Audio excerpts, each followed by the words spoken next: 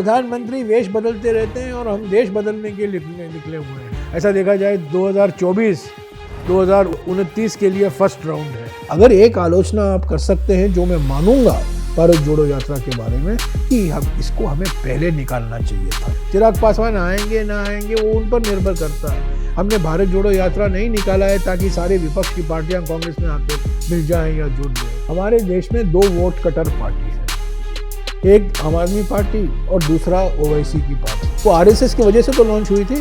India against corruption था क्या? अन्ना हजारे, ये सब जो लोग रामलीला मैदान में अनशन पर बैठे हुए थे, इसका समर्थन किसने दिया? आरएसएस से जो समर्थन आया था। Kiran Bedi RSS, Arvind Kejriwal RSS. आप नागपुर कब जा रहे? भारत जोड़ो यात्रा इन दिनों खूब चर्चाओं में चल रही है। कोई कह रहा है कि कांग्रेस के लिए ये संजीवनी का काम कर रही है, तो वहीं कुछ लोग कह रहे हैं कि इस यात्रा का कोई मकसद नहीं है। तो ऐसे ही कई ऐसे सवाल हैं जिनके अब तक मुकम्मल जवाब नहीं मिल पा रहे। तो इन्हीं सभी सवालों के जवाब देने के लिए हमारे साथ मौजूद है जिनके नाम में ही जय है, जयराम रमेश जी। सर आपका स्वागत है एबीपी लाइव पर। जी सर, जी राम भी है, जय के साथ राम भी है। मैं खुद को करेक्ट करता हूँ फिर से, जिनके नाम में जय के साथ जय भी है और राम भी है, तो जयराम रमेश जी कांग्रेस के कद्दावर नेता है। कई लोग चाहते हैं उनसे बात करना, लेकिन बहुत ज़्यादा बिजी होते हैं तो बात नहीं कर पाते। खैर, आज हमने पकड़ लिया है सर को, और आज हम इनसे सभी सवाल पूछेंगे कि कुछ लोग भारत जोड़ो यात्रा को संजीवनी बता रहे हैं, कुछ कह रहे हैं कि इसका कोई फ़ायदा नहीं है, विजन नहीं है। तो इन सब सवालों पर आज जवाब लेने की कोशिश करेंगे। सर, सबसे पहला सवाल मेरा, कमलनाथ जी ने राहुल गांधी जी को पीएम कैंडिडेट बता दिया है 2024 इससे के लिए। भारत जोड़ो यात्रा का कोई लेना देना नहीं है। उन्होंने ऐसे ही, ये डिफ्लेक्ट हो गया ना। लेकिन सर, तो ये भारत जोड़ो यात्रा से कुछ लेना देना नहीं है। 2024 के चुनाव के लिए 15 या 16-17 महीने बाकी हैं। उसकी तैयारी हमने शुरुआत नहीं की है। बातचीत होने हैं पार्टी के अंदर, दूसरे पार्टियों के साथ जी, कुछ नहीं हुआ है। और एक बात और कह दूं, हमारे देश में चुनाव व्यक्तियों के बीच में ब्यूटी कॉन्टेस्ट नहीं होता है जी। ये पार्टी का मुकाबला होता है। पार्टियों के बीच में लड़ाई जाता है चुनाव। पार्टी की विचारधारा, पार्टी की घोषणा पत्र, पार्टी के कार्यक्रम, जो सत्ता है उसकी विफलताओं के आधार पर जो विपक्ष मानती है, और विपक्ष की ओर से जो वो चाहती है कि वो करें अगर वो सत्ता उनको मिले। तो ये सब एक हमारी चुनावी प्रणाली इस पर आधारित है। अमेरिका में व्यक्तियों के बीच में चुनाव होता है, ब्यूटी कॉन्टेस्ट होता है, पर हमारे देश में ब्यूटी कॉन्टेस्ट नहीं है। तो अभी मैं समझता हूँ, अभी प्रधानमंत्री कौन होगा विपक्ष की ओर से, ये सवाल बिल्कुल करना ही नहीं चाहिए। लेकिन सर, बात तो क्योंकि आई तो कांग्रेस की तरफ से आई, तो क्या विपक्ष एकजुट हो पाएगा? नहीं, क्योंकि कांग्रेस की तरफ से कोई सवाल नहीं उठा रहा है। कांग्रेस की तरफ से यही एक ही मुद्दा है, भारत जोड़ो यात्रा में लगे हुए हैं। भारत जोड़ो यात्रा के बाद 26 जनवरी से 26 मार्च तक हाथ से हाथ जोड़ो अभियान निकाला जाएगा सभी राज्यों में, सभी ब्लॉक में, सभी जिलों में, ताकि भारत जोड़ो यात्रा में जो सफलता संगठन ने हासिल की है उसको हम जनता तक कैसे पहुंचा पाएं। यही कांग्रेस पार्टी में आज सोच है। कौन प्रधानमंत्री बनेगा, कमलनाथ जी ने तो कह दिया, पर मैं समझता हूँ ये प्राथमिकता संगठन में नहीं है अभी। लेकिन सर, अगर इस सवाल को भी छोड़ दीजिए, कमलनाथ जी ने भी नहीं, मान लीजिए नहीं कहा होता, तो क्या राहुल गांधी के नाम पर विपक्ष एकजुट हो पाएगा? ये मैं इस पर सोचता ही नहीं हूँ। नीतीश जी ने कुछ कहा है, कमलनाथ जी ने कुछ कहा, इस पर मैं सोचता ही नहीं हूँ जी। ये कौन प्रधानमंत्री बनेगा, कौन उम्मीदवार बनेगा, ये सब देखिए ये सब नतीजे पर निर्भर करेंगे ना। अगर एक विपक्ष की एकता बन पाती है, क्या प्रधानमंत्री के उम्मीदवार का नाम पहले घोषित करेंगे, ये सब सोचने वाली बात है। अब तक कोई सोच नहीं हुआ है। अब भी कांग्रेस पार्टी 2024 के रणनीति के बारे में कुछ नहीं सोचा है। हम अभी भारत जोड़ो यात्रा के दूसरे चरण निकालने वाले हैं। परसों उत्तर प्रदेश, हरियाणा, पंजाब और जम्मू और कश्मीर बाकी है, और उसके बाद जैसा कि मैंने कहा, हाथ से हाथ जोड़ो अभियान 2 महीने तक चलेगा। उसके बाद 2023 में चुनाव होंगे 9 राज्यों में, उस पर उससे निपटना है, उसके लिए हमें तैयारी करनी है। 2024 के लिए बहुत वक्त है। सर, हम इससे पहले मिले थे जयराम आश्रम में, वहाँ आप बात कर रहे थे राहुल गांधी की दाढ़ी को लेकर, टी शर्ट की तो कई बार बात हो चुकी, लेकिन आपने एक वेश और भेष की लाइन कही थी, जो आपने कहा था कि हाँ, कोई- जी प्रधानमंत्री वेश बदलते रहते हैं और हाँ हम जी देश बदलने के लिए निकले हुए हैं, ये बात सही है। जी तो मैं देखिए, मैं ऐसे शब्दों का इस्तेमाल करता हूँ क्योंकि प्रधानमंत्री इससे माहिर होते हैं ना। जी तो मैंने ऐसे ही कहा, किसी ने मुझसे पूछा तो मैंने कहा हाँ, हम देश बदलने के लिए निकले हैं, पर हमारे प्रधानमंत्री सिर्फ वेश बदलते रहते हैं। पर जी गंभीर जो सवाल है आपका, हमारी जो प्रधानमंत्री की नीयत है, प्रधानमंत्री की नीतियाँ जो हैं, आर्थिक विषमताएं बढ़ा रही हैं, सामाजिक ध्रुवीकरण को प्रोत्साहन दिया जा रहा है और राजनीतिक तानाशाही एक हकीकत बन गई है। इसके खिलाफ हम आवाज़ उठा रहे हैं।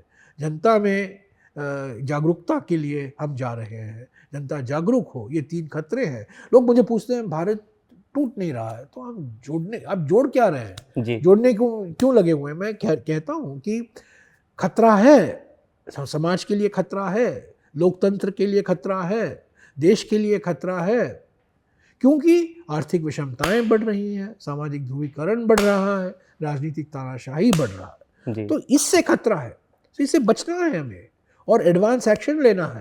तो भारत टूटा जा रहा है इन 3 कारणों से: नफरत, झूठे वादे, ध्रुवीकरण, धर्म के नाम पर, जाति के नाम पर, भाषा के नाम पर, प्रांत के नाम पर, और संविधान का तो पूरा नज़रअंदाज किया जा रहा है। संवैधानिक संस्थाओं को हथियार बना दिया जा रहा है। केंद्र सरकार और प्रधानमंत्री और गृह मंत्री दोनों ने उन हथियार बना दिए हैं संवैधानिक संस्थाओं को। तो हम एक लोकतांत्रिक देश हैं, हमारे ये सब मुद्दे हमें उठाने हैं, ये हमारा विपक्ष का अधिकार बनता है। हम कोई हिंसा तो नहीं कह रहे, हिंसा में लगा। रथ यात्रा निकाला गया था 30 साल पहले, आपको याद होगा जिस तरीके से हिंसा हुई, दंगे हुए, लोग मारे गए। इसमें हम सिर्फ सद्भावना और सद्भावना का संदेशा दे रहे हैं और कुछ नहीं। तो सर मेरा एक सवाल ये है कि आप नागपुर कब जा रहे हैं? क्योंकि जो अभी चर्चा कल से शुरू हुई है, राहुल गांधी जी ने परसों कहा कि उन्हें बीजेपी के नेताओं से काफ़ी कुछ सीखना है, जिसके बाद ये बीजेपी ने भी मुद्दा उठाया। तो सुधांशु त्रिवेदी जी कह रहे हैं कि उन्हें काफ़ी चीज़ें सीखने की ज़रूरत है। वहीं से हेमंता बिस्वा शर्मा है, वो कह रहे हैं कि अगर सीखना ही है तो नागपुर भी जाए, वहाँ भारत माता की आपको काफ़ी चीज़ें सीखने को मिलेंगी। तो नहीं, उन्होंने कहा काफ़ी सीखने की किस संदर्भ में कहा? वो बीजेपी मुझे सिखाती है क्या नहीं करने को। जी हाँ, क्या नहीं, नफरत नहीं फैलाने को सिखाती है। ऐसी नीति नहीं अपनानी चाहिए जो विषमताओं को प्रोत्साहन देती हैं, वो सिखाती है। संविधान को कैसे और मजबूत नहीं किया जाए, नज़रअंदाज किया जाए, उससे निपटने के लिए, कैसे निपटने के लिए वो बीजेपी सिखाती, क्योंकि वो संविधान को नज़रअंदाज करने में लगी हुई है। तो एक उन्होंने हंसी मजाक में कहा कि इसलिए वो गुरु है क्योंकि वो मुझे मार्गदर्शन दे रहा है कि किस मार्ग पर मैं नहीं जाऊं।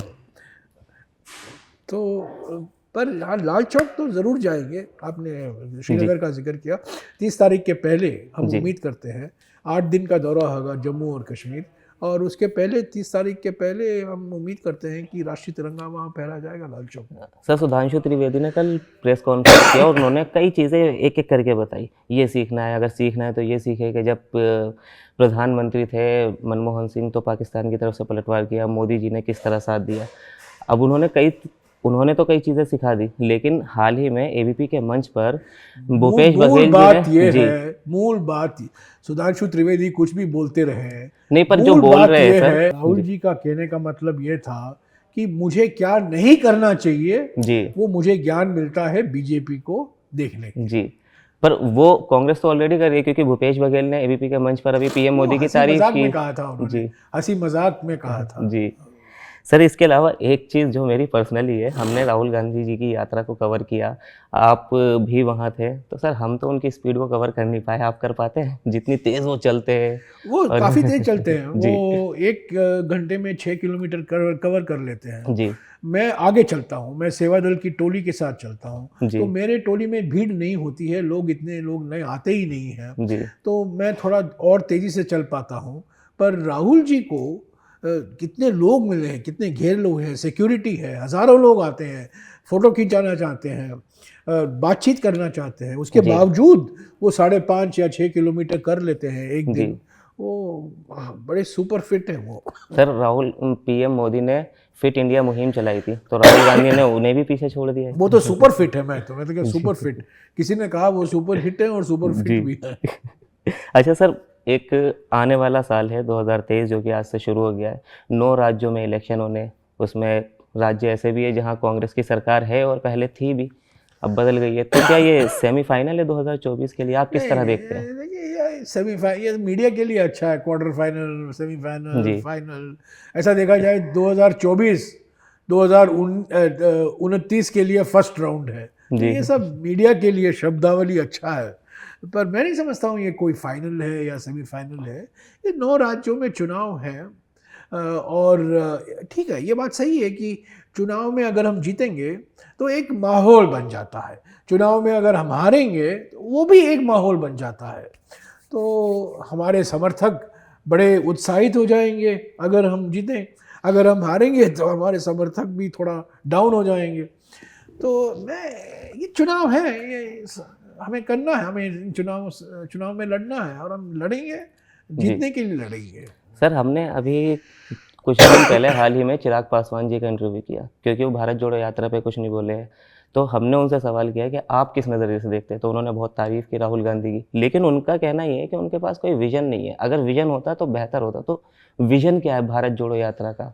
भारत जोड़ो यात्रा का मकसद क्या है? जी, उनको भारत जोड़ो यात्रा का मकसद ये है कि लोगों को कहना, देखिए हमारे लोकतंत्र के सामने ये खतरे हैं, 3 खतरे हमने गिनाए हैं, मैंने आपको गिनाया, जी बिल्कुल, राहुल जी ने भी बार बार रोज कहते रहते हैं, आर्थिक विषमताएं और सामाजिक ध्रुवीकरण और राजनीतिक तानाशाही। और ये सीधा कारण, एक ही कारण है, मोदी सरकार की नीयत, मोदी सरकार की नीति, मोदी सरकार की जो एटीट्यूड है, जो मानसिकता है, उसकी वजह से। तो एक तो ये है, जो हम, ये मन की बात नहीं है, ये राहुल जी के मन की बात नहीं है, ये जनता की चिंता है, सुनने में लगे हुए हैं। किसान से सुनते हैं, दलित से सुनते हैं, महिलाओं से सुनते हैं, युवकों को सुनते हैं, बच्चों को सुनते हैं, आदिवासियों को सुनते हैं। उसके आधार पर एक कार्यक्रम तय किया जाएगा। अगर ये चुनाव से तो कुछ लेना देना नहीं है, ये चुनाव जीतो यात्रा नहीं है, या चुनाव जीतो यात्रा नहीं है। तो इसके बाद जब हम 2024 के लिए तैयारी करेंगे, बैठेंगे, जनता के सामने एक एजेंडा पेश करेंगे, तब ये सब उपयोगी होगा। देखिए, राजनीति एक चुनावी राजनीति होती है जी, एक विचारधारा के आधार पर राजनीति। ये भारत जोड़ो यात्रा विचारधारा की जो लड़ाई है, विचारधारा का जो जंग है, एक तरफ आरएसएस बीजेपी की विचारधारा, दूसरी तरफ कांग्रेस की विचारधारा, नफरत की विचारधारा एक तरफ, सद्भावना की विचारधारा दूसरी तरफ। इस विचारधारा की लड़ाई के लिए भारत जोड़ो यात्रा निकाला गया है। चुनावी राजनीति के लिए संगठन को सक्रिय होना है, हमारे कार्यकर्ताओं को काफ़ी एक्टिव होना है, वो अलग बात है। पर भारत जोड़ो यात्रा का मकसद थोड़ा चुनावी राजनीति से ऊपर हटकर है। विचारधारा की जो लड़ाई हमें लड़नी चाहिए थी 30 साल पहले, कांग्रेस पार्टी को लड़नी चाहिए थी 20 साल पहले या 10 साल पहले, ये बात सही है। अगर एक आलोचना आप कर सकते हैं, जो मैं मानूंगा भारत जोड़ो यात्रा के बारे में, कि हमें पहले निकालना चाहिए था, ये बात सही है, पर हम निकाले हैं। अभी आप पूछ रहे हैं 2024 में क्या होगा, तो ये जो हम कर रहे हैं उसमें हम लगे हुए हैं, एक मकसद है, उस मकसद को हम पूरा करेंगे। उसके बाद में, जैसा कि मैंने आपको कहा, इसका एक फॉलोअप संगठन की ओर से हाथ जोड़ो अभियान होगा। जी, तो सर चिराग पासवान जी के लिए अब जैसे विजन भी क्लियर हो गया है, तो अगर वो जुड़े तो क्या उनके लिए दरवाजे खुले? चिराग पासवान आएंगे ना आएंगे वो उन पर निर्भर करता है। हमने भारत जोड़ो यात्रा नहीं निकाला है ताकि सारे विपक्ष की पार्टियां कांग्रेस में आकर मिल जाएं या जुड़ लें। विपक्ष की एकता के लिए भारत जोड़ो यात्रा नहीं निकाला गया है, कांग्रेस को मजबूत करने के लिए, कांग्रेस को विचारधारा में स्पष्टीकरण लाने के लिए, और जनता की जो समस्याएं हैं जी, उनको हमारे पार्टी कार्यक्रमों में दर्शाने के लिए भारत जोड़ो यात्रा निकाला गया है। सर मेरा आखिरी सवाल बस आम आदमी पार्टी को लेकर है कि ये कहीं ना कहीं सियासी गलियों में ये कहा जाता है कि जहां आम आदमी पार्टी होती है वहीं कांग्रेस का ज्यादा वोट कटर पार्टी है। हमारे देश में 2 वोट कटर पार्टी है जी, एक आम आदमी पार्टी और दूसरा ओवैसी की पार्टी। इनका एक ही मकसद है, 2 पार्टी एक मकसद। जी दोनों बीजेपी के बी टीम है और दोनों बीजेपी खड़ा कर देती है, उनको सहायता देती है, अलग अलग तरीके सहायता देते हैं ताकि कांग्रेस का वोट काटें। जी बिहार में हमने देखा है, महाराष्ट्र में हमने देखा है, उत्तर प्रदेश में हमने देखा है और हाल में ही हमने गुजरात में देखा है। तो मुझे आम आदमी पार्टी और एमआईएम दोनों बीजेपी के बी टीम है। तो सर ये आम आदमी पार्टी जब ये लॉन्च हुई थी 2012 के बाद और उन्होंने वो अपना- आरएसएस की वजह से तो लॉन्च हुई थी। जी इंडिया अगेंस्ट करप्शन था क्या? अन्ना हजारे, ये सब जो लोग रामलीला मैदान में अनशन पर बैठे हुए थे, इसका समर्थन किसने दिया? आरएसएस से तो समर्थन आया था। Kiran Bedi RSS, Arvind Kejriwal RSS. तो सर ये आम आदमी पार्टी को आपको क्या लगता है कितना लोकतंत्र है? क्योंकि जब ये पार्टी लॉन्च हुई थी तब कहा गया था 3 साल के लिए संजय गांधी बनेगा, उसको 2 बार रिपीट किया, पर अब देखिए, उन्होंने उनका लाइन हटा दी। जहां कहीं कांग्रेस है वहां काटने लगी हुई है और जी। बीजेपी का उनको पूरा समर्थन है। जी। ओवैसी एक तरफ से और केजरीवाल इस तरफ से। जी चलिए, बहुत बहुत शुक्रिया जयराम सर आपका हमें वक्त देने के लिए। तो ये थे हमारे साथ जयराम रमेश जी, जिन्होंने हमारे सभी सवालों के लगभग पूरी तरह से जवाब देने की कोशिश की। आपके भी अगर कोई सवाल है तो आप हमें कमेंट सेक्शन में ज़रूर पूछ सकते हैं और हम कोशिश करेंगे कि आपके भी सवाल जयराम जी तक पहुँचाएँ। और वीडियो कैसा लगा ये भी आप हमें बताएं, वीडियो को शेयर करें और चैनल को सब्सक्राइब करना ना भूलें।